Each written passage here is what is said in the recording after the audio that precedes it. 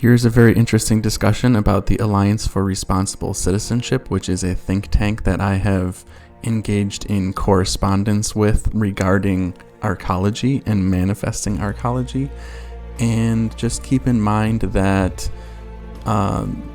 they have full access to my YouTube channel and my ideas, but I'm fleshing out those ideas with more and more letters over time.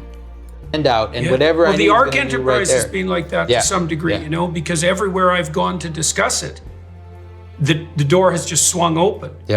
Everyone's ready for real nonpartisan ideas. A grand vision of the future, one that is not despair, one that is hopeful and actionable. I say this in one of the letters, that we need actionable policy and we don't need any more rhetoric. The age of rhetoric is over, at least for us. So, but it's been market watching this, because I have never been engaged in an enterprise, and I've been engaged in many enterprises where the doors were flying open so quickly on so many fronts, right?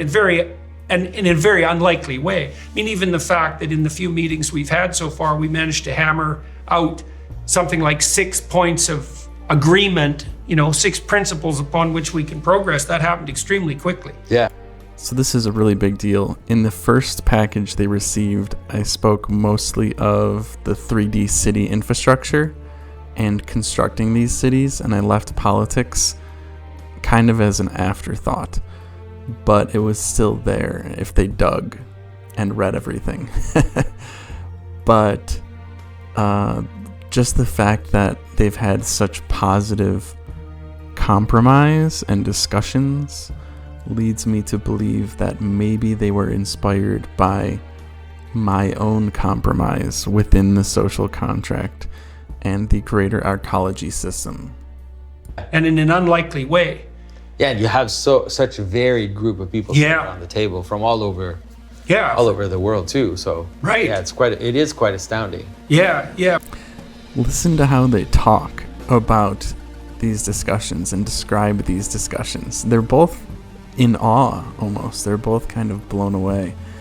And that's the reaction that one might have when they read my content and bullet points, and how all of the policies come together in one complete form, one complete canvas of infrastructure and policy. Well, it points to a real felt lack in the culture, right? And I think it is a lack on the conservative side and the traditional liberal side of anything approximating a uniting vision. And this is what the radicals have in spades, is that they can offer to young people in particular, well, here's how you're going to transform the world. It's like, well, that is a compelling invitation. So is he suggesting here that they have received a comprehensive vision of exactly what to do? Interesting. And it's voluntary, right? So why not try it? What's stopping you? That's the beauty of all of this. The problem is that there's an unholy meld of 1984 and Brave New World underlying that, the specifics of that invitation. Yeah. And I could see why the central planning of arcology might make people like Jordan Peterson nervous, absolutely, and his colleagues. But it is libertarian. It is low tax. It does have a direct democracy veto.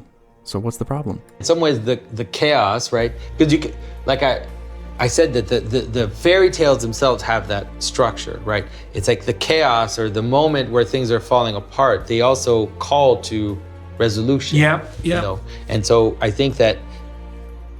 You see that in the story when Osiris disintegrates, when he's cut into pieces by Seth, right? His parts are scattered all across Egypt.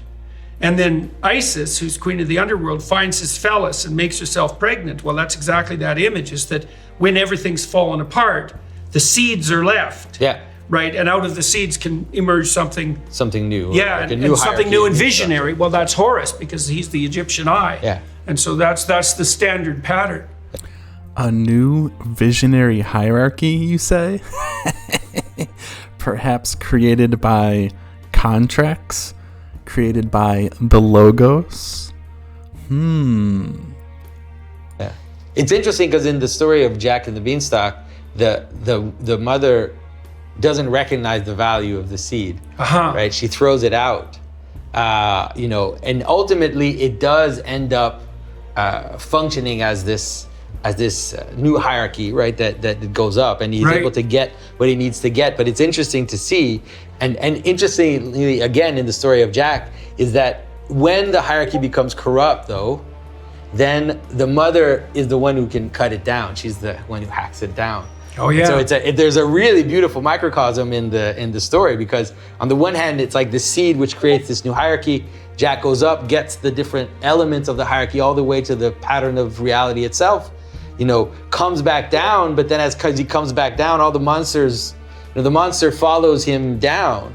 The monster, the tyrant, the monster of the hierarchy follows him down. Yeah, well, that's also the danger on the ARC front too, because one of the things that we've discussed continually is the high probability that putting together an organization like this at all is just an invitation to the descent of a new kind of tyranny, right? Because we'd be fools to assume that the people who say were working on the UN front or the WEF front weren't motivated. That's right. Well, weren't as motivated as we were to do the right thing. Like perhaps not, but also perhaps. Yeah. And it's easy for a visionary enterprise to be captured by the ghosts of dead tyrants. Yeah. Right. The most likely outcome, in fact.